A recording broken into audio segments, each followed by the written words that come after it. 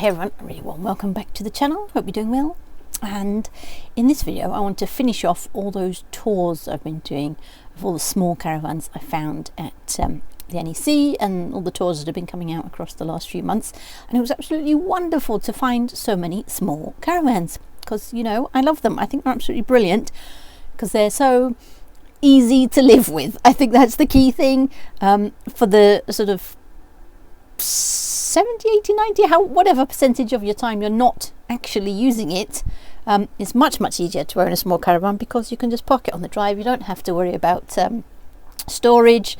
When you're driving along, it's very easy to be moving a small caravan around. I don't have to worry too much about navigation because this one's nice and narrow, which has been a fantastic thing multiple times due to the high quality navigation that seems to happen in this household. Anyway, let us not dwell on that too much longer. So one of the key problems, I guess, though, obviously, of owning a small caravan is that it's small. So if you're a family, then it can feel very cramped and you get on top of each other a bit too much. And of course, if you've got a sort of multi-functional space where you've got dinettes that have to be set up and put down all the time, it can be a bit of a pain in the neck to live with. So fixed beds in caravans are obviously extremely attractive to a lot of people because you've got the bed set up all the time. That usually means you get a much higher quality mattress.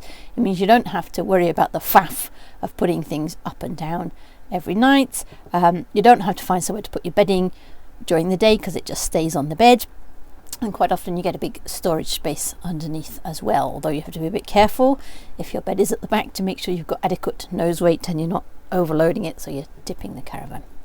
Anyway, one of the things I noticed amongst lots of the small caravans that I looked at in the recent tours is a really innovative approach to the bonuses of a fixed bed, like not having to put the bedding away, not having to make the thing up every day, but still keeping it in a small space. So that's what this video is all about. It's perhaps caravan philosophy rather than caravan science, as I have done a few times on this channel.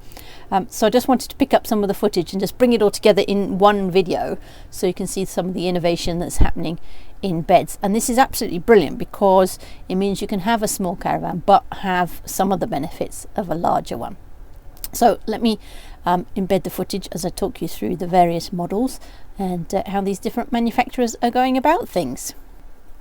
So this first one obviously is an Ariba feeling. This is the 442 that we're looking at. So this one has downstairs longitudinal single beds, and then this Ariba feeling is fitted just like mine with a clever trick of the upstairs sleeping pop top. So this pop top is the same sort of thing as a camper van pop top. It's built by SCA, who build extremely high quality camper van pop tops, and these beds are full king size, so they're 150 centimeters wide and 193, if I remember correctly, long.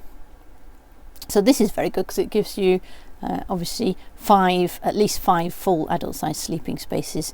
If this were a UK van, they'd probably argue 6 because the dinette at the front is a metre at one end and 135. That's a proper double at the other end, so it's just like a double with a bit cut off the corner.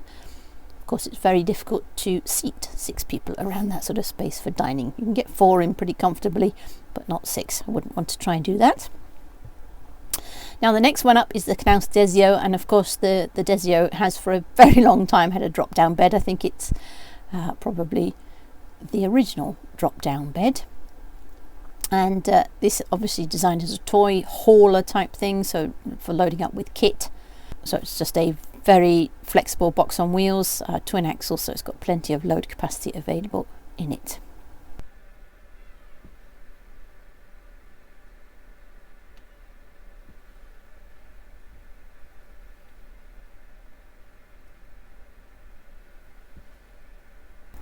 Now this next one is the Winesburg Caro 1, and this really caught my eye because this is great and cozy and has this drop down double bed that just comes straight down over the sitting area, and I presume you can actually turn this into a 4-berth, although it would be quite cozy obviously by having a sort of double bunk beds approach.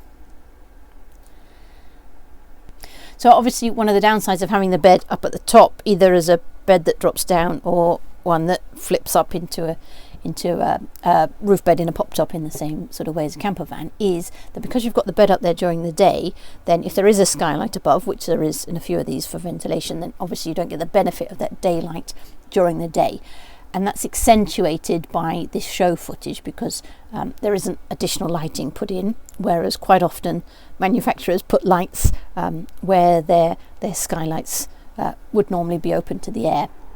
So it's really accentuated how dark this is in a show environment compared to in the big wide world outside. Of course, in the Ariba feeling, so I'm sat in ours now, and there is a skylight just there, which sticks out. I'll stick some footage in so you can see it, but the skylight is here, and then the bed surface doesn't start till there. So we do have a small skylight for ventilation and light, even when the roof is down. When the roof is completely up, of course, we've got a massive front window in the canvas, which gives plenty of air and light and so on, and the same in each side actually of the upstairs bed. So if we've got the bed flipped up during the day, we've got masses of light and air, and it's just brilliant in here. But in terrible weather, if you want the lid all the way down, then we've still got light and air, so that's good. Now, the last honourable mention has to go, of course, to the Swift Base Camp 3, which I thought was very clever indeed. So this is a sort of hybrid, I guess, between a fixed bed and a sofa, whereas they've used a full, proper, really, really thick and luxurious looking Duvet multi-piece mattress. You can fold it up to make a great sofa during the day, so that gives you plenty of sitting space for, well, lounging space for two, and it's a really quick operation to fold it down, unlike trying to assemble a full sort of dinette. All you have to do is pull the aluminium framework out. So yeah, I thought that was really impressive as well. Anyway, that's our bit of philosophy for the day. How cool is this sort of innovative approach to bed? So not having fixed furniture, actually thinking about multifunctional spaces and using the same bit of the caravan, the same sort of airspace for all those different functions. So you preserve the benefits of the fixed bed, which are high quality mattress, not having to find something to do during the day with your bedding. So you get those things, but you also get the smaller space of the overall caravan, which means it's easier to live with every other day. Anyway, hope you enjoyed that little ramble through something a little bit different. Thanks for tuning in. Please do hit the subscribe button if you're not already. It would be great to have you along as part of the gang. Thumbs up, that would be great for the YouTube algorithm, and comments always appreciated, because likewise it helps the YouTube algorithm. And I'll catch you in the next one. So thanks for watching. Bye for now. See ya.